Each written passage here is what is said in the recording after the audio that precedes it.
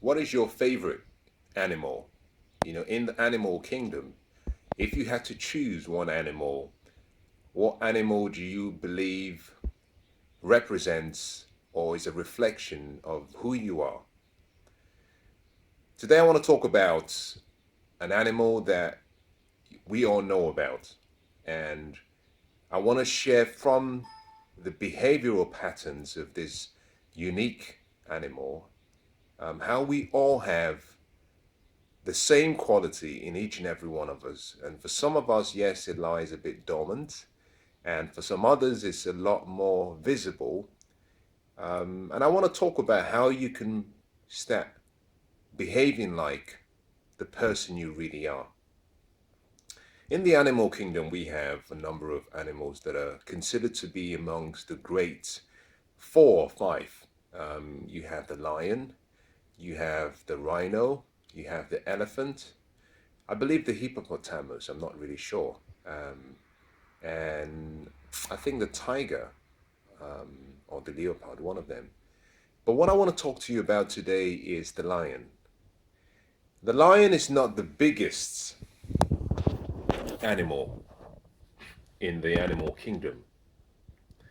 It's not the strongest of the top four I just mentioned, or of all of the animals in the animal kingdom.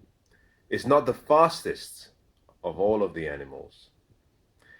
The lion is not the smartest of all of the animals. But the lion is the king of the jungle. And the question is why? What is it about a lion that makes a lion really unique? What is it about a lion that makes a lion stand out? But more importantly, what is it in the lion that gives it this almost invincible quality when you compare it to a few of the other really strong and powerful animals? Why does the lion chase the elephant? Why does the lion chase the rhino?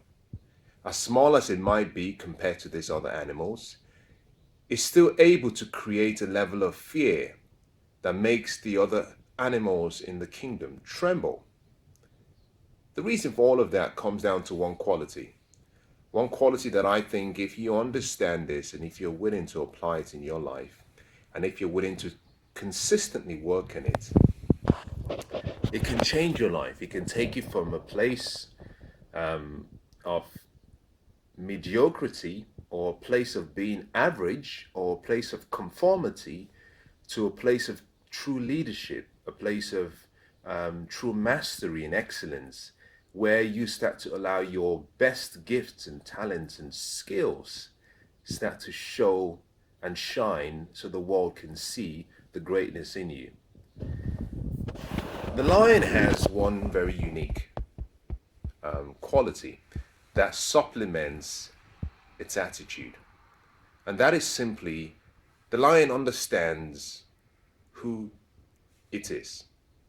And that is what I want to talk to you about today.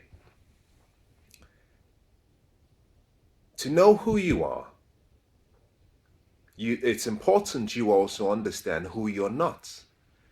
You see, the lion understands what it's not, and that makes it very clear and specific about what it really is. Your self-belief is extremely important, in fashioning who you become. The reason is simply because the level of your success will always rise up to the level and will seldom exceed the level of your self-belief. You will always behave like the person that you believe that you truly are. You will always act like the person that you believe that you are.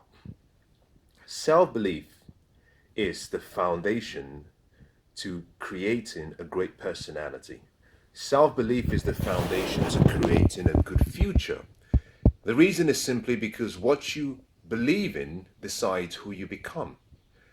It's really that simple. What you believe in decides who you become. And what I've found from experience is that most people will never act in a manner contrary to how they believe. The picture you have about yourself is fashioned and formed into your self belief, your self image, your self esteem, your self value, your self worth, your self ideal, your self confidence, your self identity all come together to form what I call your self portrait. The portrait is a painting of who you are. And if you look through various continents and various countries, you can, in some cases, you can see a slight variation between the self-portraits of the individual citizens. Yes, that is, not doesn't come, it shouldn't come as a surprise to you. But what you notice that on average, that there are certain countries and continents that emphasize and have nurtured within themselves a belief system that is empowering, a belief system that says you are great, a belief system that says you are somebody, you make a difference. And in some other countries, there are some countries and some continents where it's less prevalent. The level of self-belief, the level of confidence in the citizens is somewhat almost dampened by the fact that they see themselves as inferior to other people. If you were born into a third world country, or if you're from a third world country, this is a lot more, present. You can see most of this, and this is where I want to start by talking about my thoughts. I'm from a third world country, and this is the challenge for third world country citizens or people who were born or who are descendants from a third world country. The problem with the word third world country was that when it was given, unfortunately, there wasn't a fourth world. And therefore, there was this permanent, almost a permanent imprint that said the third means the last. And therefore, for so many generations and for so many years, a lot of people who are from a third world country have always seen themselves as the last. And as a result of that picture they have, that picture has formed their belief.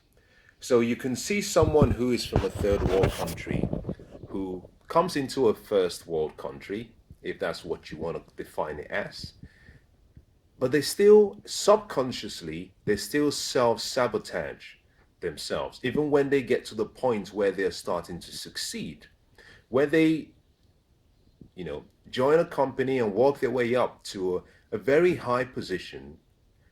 Somehow, deep within their subconscious mind, there's almost a voice playing all the time that says, remember who you are, you're from a third world country.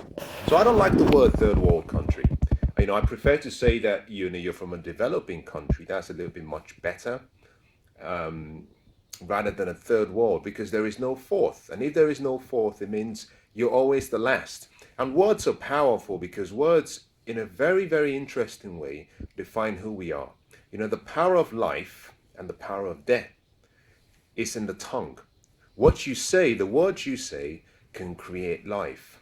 The words you use can take life away. And for so many years and for so many centuries, a lot of people have been conformed into a particular image based on what people had said. Now, I've diverted a little bit from what I initially started talking about. Coming back to the whole concept about the lion is a very, very interesting animal because the lion is not affected by the opinions of other animals. The lion doesn't even rely on the possibility of failing. The lion has an attitude that is somewhat remarkable. It doesn't believe that anything is impossible. The lion has this attitude that says, I am the king of the jungle and I can have whatever I want. And to succeed in life, you need that attitude. You need the attitude that you can look yourself in the mirror, you can look yourself through the reflection of another person, and you can say, yes, I can do this. To develop a belief system, or to develop a level of belief where you're almost absolutely certain about who you are, it takes a process. It takes a process. The process relies on fashioning and forming for yourself a different way of thinking. What is a belief? Now let's start with that to give you some ways of how you can break down a belief system that doesn't serve you well. Everything we do begins as a thought. Everything you see around the world came about from an idea that was fueled by a thought repeated and habitualized and given almost a standing that says this is true becomes a belief. So your beliefs is simply repetitive thoughts, reinforced, habitualized, but also given almost a permanence of it being true. That becomes a belief. If you hear something over and over and over again and you associate a feeling towards that information as being true, that becomes a belief. Your belief is different from your philosophy, and your philosophy decides how you think. Your philosophy is the process system. It's how you process information.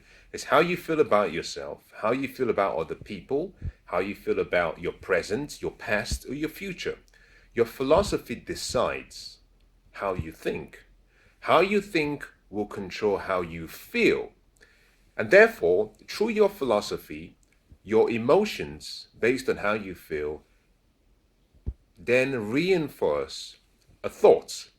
If that thought is given almost a permanent status of being correct, that becomes a belief. So to change your belief, you have to understand something, that you cannot get rid of a belief system or a belief.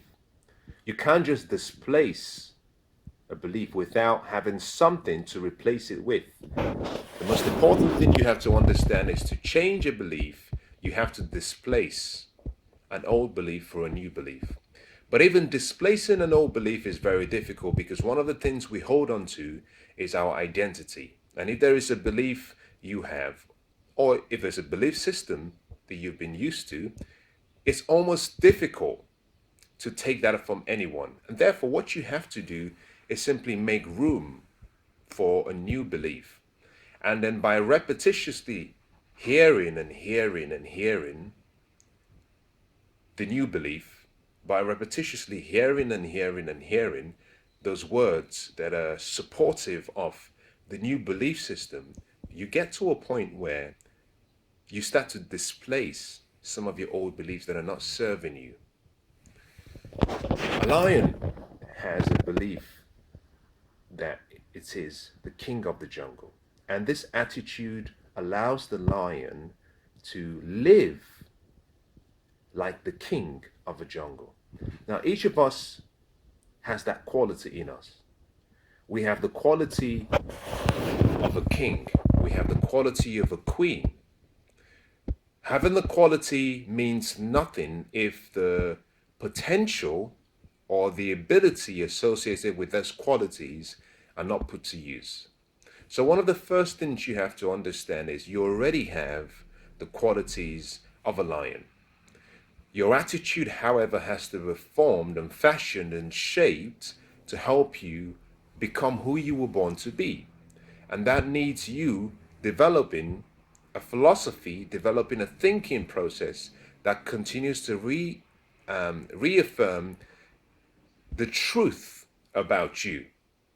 A lot of people have been conditioned to believe a lie. Not as a result of anything they've done necessarily, but we tend to hold on to opinions. And opinions are not always facts. The opinion of something is not always the truth.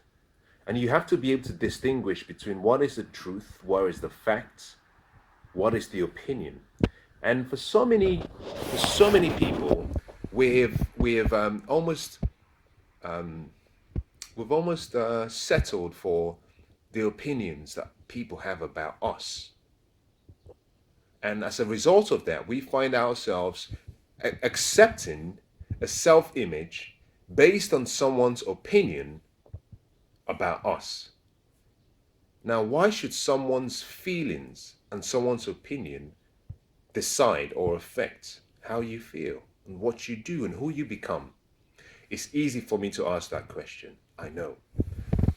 But the truth being that, peer pressure has its own issues to deal with. And it's difficult when you don't have, a voice that is guiding you when you have all that pressure on you. One of the important things you have to do for yourself is to get yourself into um, what I would call a circle of people who think in the same way. If you study a lion doesn't is never found hanging around with any other animal. It always stays with lions. Reason simply being that a lion thinks in a certain way. All the other animals think differently. If you find yourself in a place where you are not expressing the true, genuine qualities that you have, the first thing you have to do is get yourself around other lions, other successful people, because when you spend your time around success, there is a fragrance that is generated around success. You can feel the fragrance of greatness and success when you're in the environment of people who are successful. That fragrance arouses a greatness and the greatness in you. In the same way, when you're around people who are, should I use the word, failures, people who are living a mediocre life, people who have no ambitions, no dreams, no goals, no hopes, you can also almost feel the environment. You can feel that the environment has an order to it, that the order repels and drives away that genius within you. So one of the important things you have to do is, if you find that you are in a place where you're not growing, get yourself around other lions, get yourself around other people that have a great attitude about life and towards life. Get yourself around people who can help you dream more, you know, aim higher for more, become more. Because in the presence of greatness, the true greatness in you is also activated. So let me conclude by saying this. Study a lion. Now, if you've never studied a lion, put it on something on your to-do to say, I will spend some time and I will go to the Discovery channels and let me listen to what a lion knows and what it does. And I say this simply because until you understand the qualities of a lion, and until you start to see those same qualities in yourself, it's possible you will always see yourself as second class. Where I sit on a flight when I fly, on a flight doesn't determine who I am. You have sections on a flight: first class, business class, third class. And in a funny way, when you travel through an airport, you can almost always see a reflection of that status in people's behaviors. Wherever I am, that place becomes first class. It's not the seat that makes me first class. I make the environment, I make the seats, I make the office, I make the place first class, because when I walk into an environment, I come with my greatness. I come with the genius I have within me. I come with all of the great qualities that life has given me. A brain with 100 billion cells, a mind with a memory, but also with an imagination that has no boundaries. I come with a body that is so unique to myself, and there is none like it, amongst all the other people in the world. I come with a conscience that helps as a referee to help me guide my decision-making ability. I come with a heart to help me feel and discern and connect with my brain and my mind to make the best decisions. I come with the power of choice. When I come with all of my energy. I come with all of my intellect, all of my IQ. I come with everything I own. In the same way, you come with everything you own. You come with greatness. And therefore, what I wear doesn't define who I am. I can stand before you naked and I'll still feel the same way because I know who I am. And this is not a matter of ego. No, this is a matter of self-assurance. You have to know the qualities that you have within you if you want to succeed. You have to see yourself the way a lion sees itself. You have to believe that you are a son of a king, a daughter of a king. You have to believe that you have something that the world needs. Now understand something. You're as good as the rest. You're not better than anyone else. Now I say that not to say that you're equal. I say that simply from an ego point of view to say whatever qualities, skills, physical attributes, intellect, or additional benefits you might have, it doesn't make you superior to anyone else. We are all the same. We're all parts of the same body. We're from the same, body. We're cut from the same cloth. So you're not superior to another, but you're not equal to another. Let me just address that because I think I feel something in my heart regarding that, because some people might say, well, I don't really understand what you mean. You're contradicting yourself. Let me make it very simple. The statement all men are born equal is false. The statement all men are created equal is false. Now, this is my subjective view. So, you're entitled to your opinion, just the same way I am entitled to my opinion. But the statement that we're all born equal is incorrect simply because I know very well, and you know very well, that there are some people who were born better looking than another. So automatically, your physical attributes means that you're not equal. There are some people who are more intelligent because they've put their intelligence to use, developed their skills, gifts, and talents. So they are not equal. We're not equal. Similarly, there are some people who have different gifts and talents in a particular area of life that are unique to that particular area in life. So they are not equal with other people. We are all born unique. We are born from the same source. We are all special. We've all been given unique gifts and talents that are distinct to what our purpose on earth was meant to be or is. And because we have a unique purpose, no two purposes are the same. And that is the simple reason why you have no two human beings who have the same DNA, fingerprints. No two people can laugh the same way, smile the same way, dream the same way, think the same way, love, share, sleep the same way. We are exclusively unique. 7 billion people exist in the world today. No two people are the same. 107 billion people have gone, have lived. But still, of the 107 that have lived and the 7 billion people who are alive today, there are no two people who are the same. No one is like you. No one will ever be like you. So you are unique. Your uniqueness doesn't make you superior to another. It simply says that you are not equal to another, that you're different. You're only equal to yourself.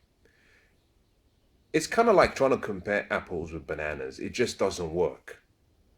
That's the best way to describe it. You cannot compare apples with bananas because they are two different fruits. You were different. You were unique. You were special. You've been given talents. You've been given opportunities. You've been given access to let that gift you have be put to use. You have a unique purpose. That makes you different. But also, that means that you're not equal to another. Similarly, you're not superior to another because we're all part of the same body. We're all from the same source, and therefore, whilst you might have a different skill and a different gift, and I might have a different skill and a different gift, for what we are born to do individually, the way we'll be measured in terms of our performance is different. So, one of the things you must try and do for yourself, and I find this to be somewhat of a challenge amongst people. Most people do not like the statement that you're not equal to another. I believe it was, I can't remember if it was Benjamin Franklin or Abraham Lincoln, but one of the great leaders of our time who said, I believe that all men are created equal. I believe it was Abraham Lincoln.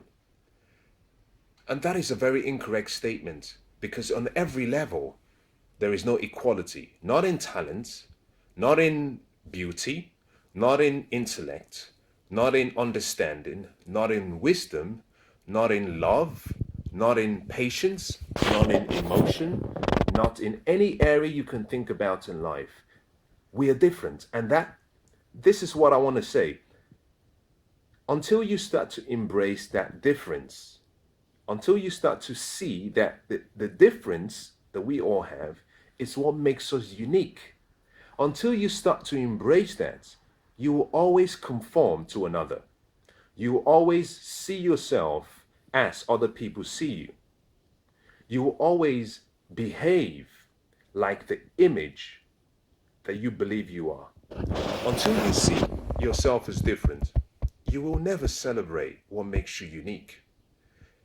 And the world is what it is and the way that it is because of our uniqueness. If we were all the same, can you imagine how much of a boring world this would be? Just think about it.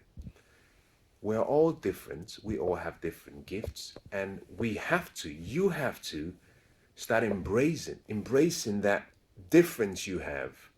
Like I said, always remember that you're as good as the rest because you have an unlimited potential. Everyone has an unlimited potential for their unique gifts and talents, for their skill, for their purpose. Everyone has a mind with an imagination that has no boundaries. But we all have a different purpose. And so the skills we have and the talents and the gifts we have, we can bring it to manifestation and bring it to the highest expression of itself if we use those gifts in the environment, in the area, to create value, to solve problems for people within the sphere of our true purpose and calling. No one is equal to you, but you're not greater than anyone. You're as good as the rest.